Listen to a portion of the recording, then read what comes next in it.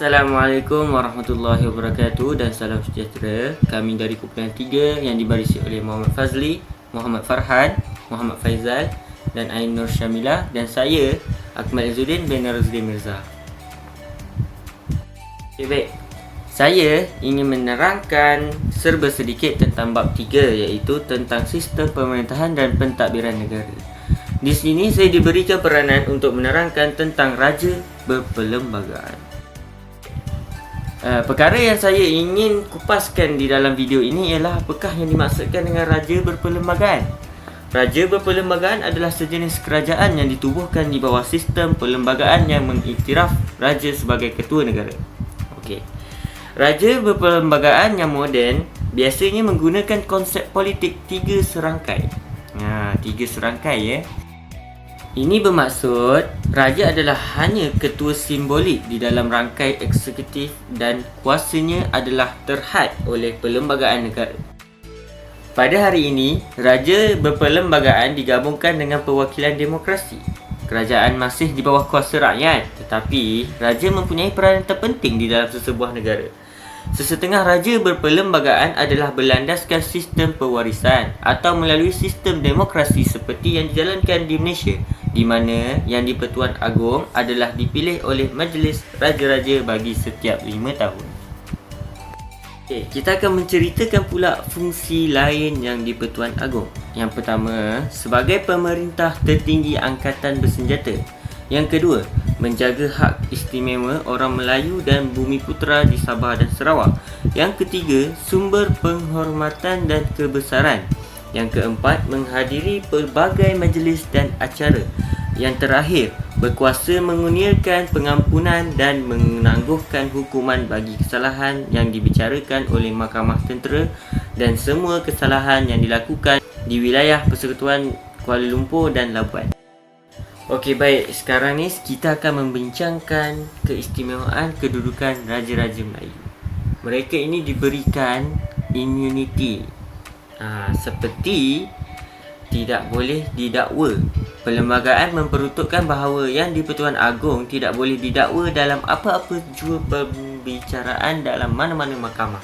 So, dekat sini kita boleh nampak Raja tidak akan bersalah walau macam mana pun yang mereka buat. Apa yang mereka buat takkan disalahkan dan tidak boleh disalahkan. Okey? Selain itu, jaminan susunan keutamaan perkembangan membuatkan peruntukan tentang susunan keutamaan bagi Yang di-Pertuan Agong dan raja-raja yang lain. Kedudukan Yang di-Pertuan Agong diutamakan daripada kesemua orang di persekutuan dan kedudukan keutamaan raja-raja lain dalam kalangan mereka adalah menurut tarikh mereka diangkat menjadi raja. Dan yang terakhir, hak prerogatif dan bidang kuasa tidak boleh disentuh.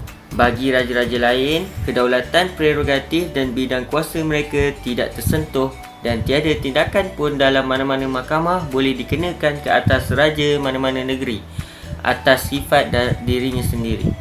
Pembesar-pembesar memerintah Negeri Sembilan dalam wilayah masing-masing juga kebal daripada tindakan mahkamah atas sifat diri masing-masing.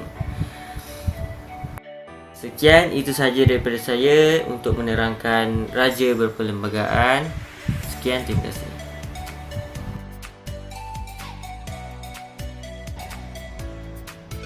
Assalamualaikum dan salam sejahtera. Nama saya Farhan. Dalam video ini saya akan menerangkan tentang Yang di-Pertuan Agong atau lebih singkatnya YDPA. Seperti yang diketahui umum, YDPA merupakan kedudukan kedua tertinggi dalam sistem pemerintahan kerajaan Malaysia, iaitu di bawah perlembagaan. YDPA bertindak sebagai ketua negara dan mengetuai ketiga-tiga badan pemerintahan, iaitu Badan Perundangan, Eksekutif dan Kehakiman. Seterusnya, merupakan sejarah kewujudan jawatan YDPA ini. Jawatan ini diwujudkan hasil daripada Perakuan Suruhanjaya Raid yang merangka perlembagaan persekutuan. Cadangan jawatan YDPA diketengahkan berikutan tentangan terhadap penubuhan Malayan Union yang mencuba untuk menghapuskan institusi Raja-Raja Melayu. Pada hari yang sama, cadangan itu diketengahkan, iaitu pada 31 Ogos 1957, jawatan itu akhirnya ditubuhkan dan Majlis Raja-Raja bersidang untuk mengundi pemegang jawatan Yang di-Pertuan Agong yang pertama. Selepas berbincang, akhirnya Majlis Raja-Raja memutuskan Tuanku Abdul Rahman Ibni Almarhum Tuanku Muhammad, iaitu Yang di-Pertuan Besar Negeri Sembilan sebagai YDPA yang pertama. Jadual berikut merupakan senarai Yang di-Pertuan Agong. Jawatan ini dimulai dari Negeri Sembilan, kemudian diikuti oleh Selangor, Perlis, Terengganu, Kedah, Kelantan, Pahang, Johor dan diakhiri dengan Perak.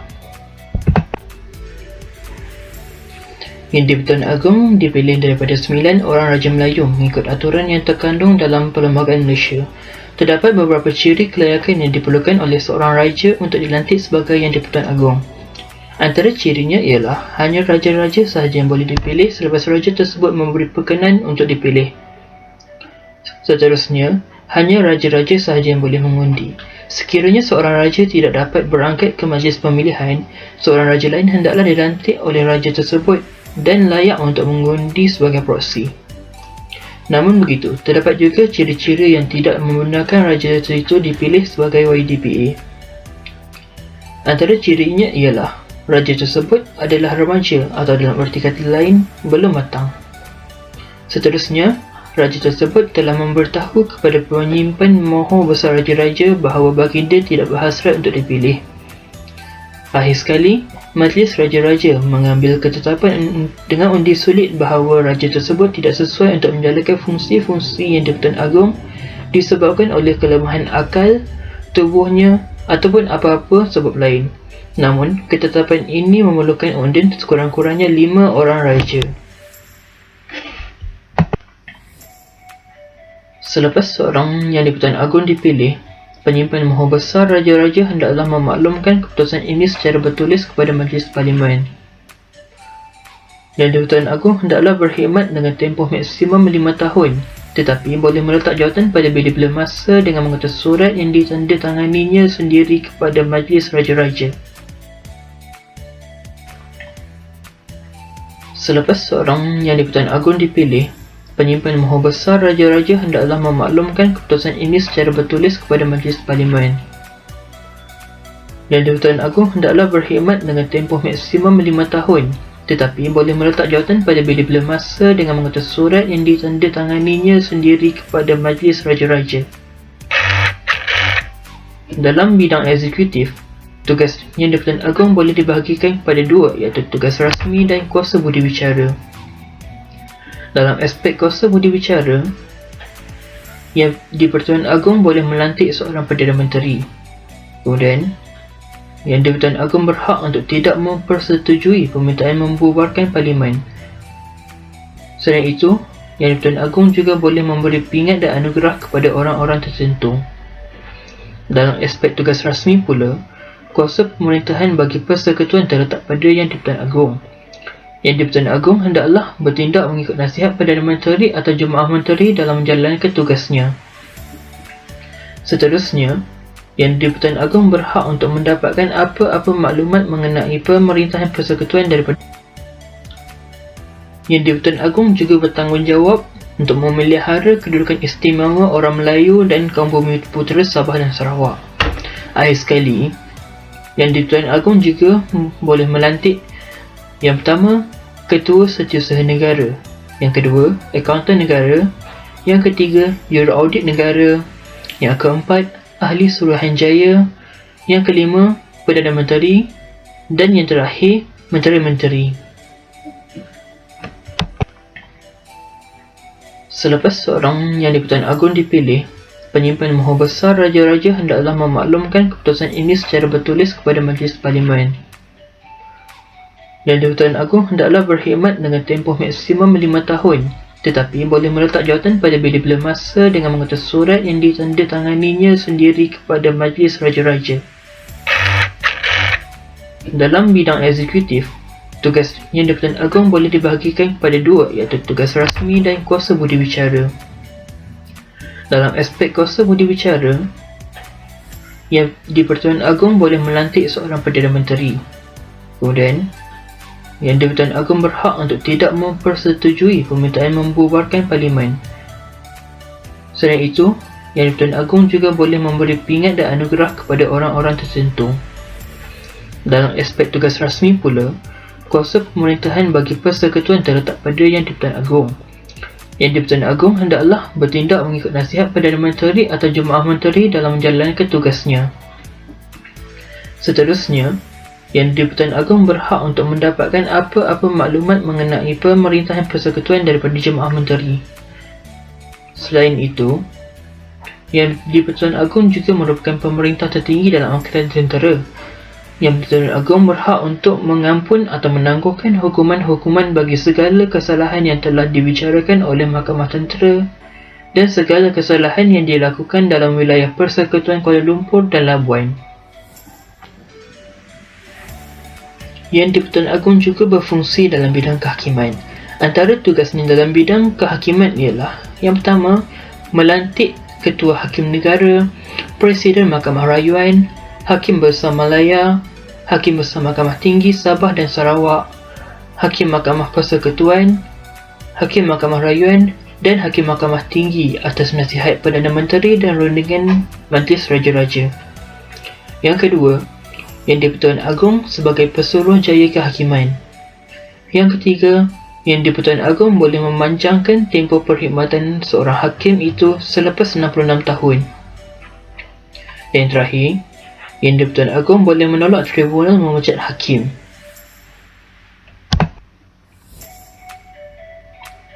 Yang di-Pertuan Agong juga berfungsi dalam bidang kehakiman. Antara tugasnya dalam bidang kehakiman ialah: yang pertama, melantik Ketua Hakim Negara, Presiden Mahkamah Rayuan, Hakim Besar Malaya, Hakim Besar Mahkamah Tinggi Sabah dan Sarawak, Hakim Mahkamah Persekutuan, Hakim Mahkamah Rayuan dan Hakim Mahkamah Tinggi atas nasihat Perdana Menteri dan rundingan Majlis Raja-Raja. Yang kedua, Yang di-Pertuan Agong sebagai Pesuruhjaya Kehakiman. Yang ketiga, Yang di-Pertuan Agong boleh memanjangkan tempoh perkhidmatan hakim selepas 66 tahun. Yang keempat, Yang di-Pertuan Agong boleh menolak tribunal memecat hakim. Terdapat beberapa fungsi lain Yang di-Pertuan Agong. Antaranya ialah mengisytiharkan darurat jika perlu, menjaga hak istimewa orang Melayu dan bumi putera Sabah dan Sarawak, serta melantik diplomat Malaysia di luar negara. Terdapat juga perkara-perkara yang tidak boleh Yang di-Pertuan Agong lakukan. Antaranya ialah: Yang di-Pertuan Agong tidak boleh menjalankan tugasnya sebagai Raja Negeri kecuali sebagai Ketua Agama. Kedua, Yang di-Pertuan Agong tidak boleh mengambil bahagian dengan giat dalam apa-apa perniagaan. Akhir sekali, Yang di-Pertuan Agong tidak boleh meninggalkan persekutuan selama lebih daripada 15 hari tanpa persetujuan Majlis Raja-Raja kecuali atas lawatan negeri ke negeri yang lain. Sekian dari saya, Muhammad Farhan. Terima kasih.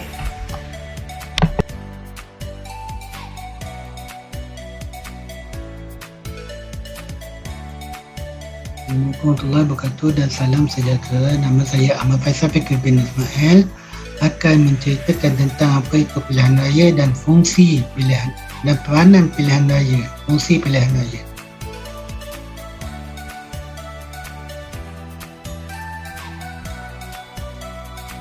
Okey, apa itu pilihan raya dan peranannya? Okey, yang pertama, pilihan raya adalah salah satu proses penglibatan rakyat dalam memilih wakil-wakil mereka. Hal ini penting kerana pilihan raya tertakluk kepada sistem Parlimen Malaysia. Okay.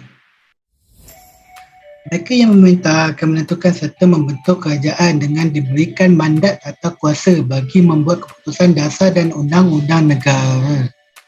Pilihan raya juga dilaksanakan di berbagai peringkat. Antaranya adalah peringkat daerah, wilayah dan juga nasional.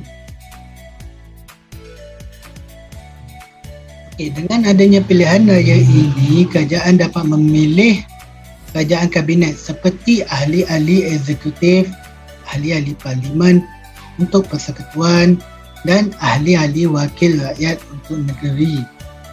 Okey, pilihan raya juga dikaitkan dengan teori dan amalan demokrasi liberal yang mana adalah salah satu saluran penglibatan politik. Peranan pilihan raya. Peranan yang pertama untuk pilihan raya adalah untuk menubuhkan kerajaan yang demokrasi. Yang kedua adalah untuk mengekalkan pucuk pimpinan kita. Yang ketiga adalah pemilihan calon bagi mengisi jawatan yang tertinggi. Contohnya seperti PM kita, Perdana Menteri kita. Yang keempat, menguatkan kestabilan dalam sesuatu organisasi dan komuniti politik. Contohnya seperti bila satu negara ada undang-undang, maka ia dapat menstabilkan komuniti politik dan rakyat-rakyat kita daripada masalah jenayah, masalah ekonomi dan sebagainya. Memilih, yang kelima adalah memilih wakil-wakil untuk menerajui pemerintahan negara. Sekian.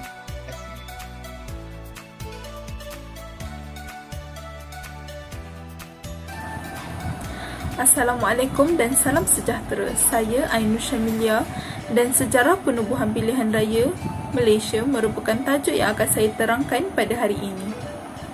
Suruhanjaya Pilihan Raya Malaysia ditubuhkan pada 4 September 1957 mengikut Perkara 114 Perlembagaan Persekutuan. Semasa penubuhannya, Suruhanjaya Pilihan Raya dianggotai oleh seorang pengurusi dan 2 orang ahli. Pengurusi pertama Suruhanjaya ialah Yang Berbahagia Datuk Dr. Mustafa Al-Bakri bin Haji Hassan, manakala ahli-ahlinya yang terdiri daripada Encik Lee Yu Pon dan Encik Dik Sing. Berikutan dengan penubuhan Malaysia pada tahun 1963, bilangan ahli Suruhanjaya ditambah kepada 3 orang. Ahli tambahan itu sama ada dari Sabah atau Sarawak yang dilantik secara bergilir. Yang Berbahagia Datuk Abang Haji Marzuki bin Nur dari Sarawak menjadi ahli pertama mewakili 2 negeri berkenaan. Pada tahun 1981, pindaan ke atas Perkara 114 Perlembagaan Persekutuan dibuat bagi membolehkan pelantikan seorang timbalan pengurusi. Encik Abdul Rahman bin Abu Hassan merupakan orang pertama yang mengisi jawatan timbalan pengurusi. Pada tahun 2002, pindaan kepada Perlembagaan Persekutuan diluluskan bagi menambah keanggotaan Suruhanjaya Pilihan Raya menjadi 7 orang, iaitu seorang pengurusi, seorang timbalan pengurusi dan 5 orang ahli, termasuk seorang ahli dari Sabah dan seorang ahli dari Sarawak. Bagi membolehkan ia menjalankan fungsinya, Suruhanjaya Pilihan Raya membentuk sebuah urus setia yang diketuai oleh seorang setiausaha. Setiausaha ini berperanan sebagai ketua pentadbir bagi urus setia berkenaan. Setiausaha pertama yang dilantik ialah Encik H. Kadisi yang berkhidmat dari tahun 1957 hingga 1958. Sejak penubuhan pada tahun 1957 sehingga 1978, ibu pejabat Suruhanjaya terletak di bangunan Sultan Abdul Samad, Jalan Clark, Kuala Lumpur. Pada tahun 1978 hingga 1985, Suruhanjaya Pilihan Raya beroperasi di bangunan Yayasan Selangor, Jalan Bukit Bintang, Kuala Lumpur.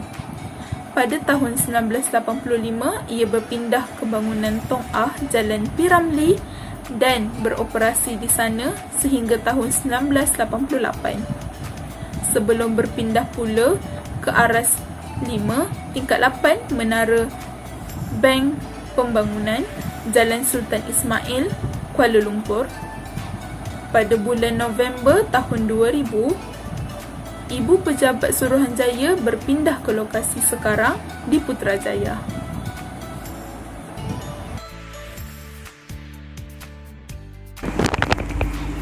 Assalamualaikum dan salam sejahtera kepada semua yang menonton video ini. Nama saya Muhammad Fazli bin Sihat. Tujuan saya merakam video ini adalah untuk menerangkan tentang Suruhanjaya Pilihan Raya dan sistem pilihan raya di Malaysia. Seperti yang semua tahu, pilihan raya adalah satu proses demokrasi di mana undian digunakan untuk memilih calon yang sesuai untuk mewakili rakyat di parlimen. Persoalannya, apakah ini yang dimaksudkan dengan Suruhanjaya Pilihan Raya? Suruhanjaya Pilihan Raya ataupun SPR merupakan sebuah suruhanjaya yang menyedia, mengelola dan bertanggungjawab dalam setiap urusan pilihan raya di Malaysia. SPR mempunyai pengerusi, timbalan pengerusi dan 5 orang ahli yang dilantik oleh Yang di-Pertuan Agong selepas dipersetujui oleh MRR ataupun Majlis Raja-Raja. Jadi, apakah fungsi utama SPR? SPR berfungsi membuat kajian dan persempadanan semula bahagian-bahagian pilihan raya. Selain itu, SPR juga berperanan dalam menjalankan urusan pendaftaran pengundi. SPR juga berperanan dalam menjalankan pilihan raya umum ke Dewan Rakyat dan Dewan Undangan Negeri dan juga menjalankan pilihan raya kecil jika berlaku kekosongan dalam sesebuah kawasan tersebut. Seterusnya, saya juga akan memberi pencerahan sedikit tentang sistem pilihan raya di Malaysia. Pilihan raya di Malaysia akan diadakan 5 tahun sekali. Pilihan raya dijalankan untuk memilih wakil-wakil rakyat di Dewan Undangan Negeri bagi mengetuai kerajaan negeri dan wakil-wakil Dewan Rakyat untuk membentuk kerajaan persekutuan. Kabinet akan dibubarkan oleh Yang di-Pertuan Agong pada peringkat persekutuan dan bagi peringkat negeri pula akan dibubarkan oleh Raja ataupun Yang di-Pertuan Negeri mengikut nasihat Menteri Besar. Kempen pilihan raya perlu diadakan dalam masa 60 hari bagi kawasan di Semenanjung Malaysia dan 90 hari bagi Sabah dan Sarawak.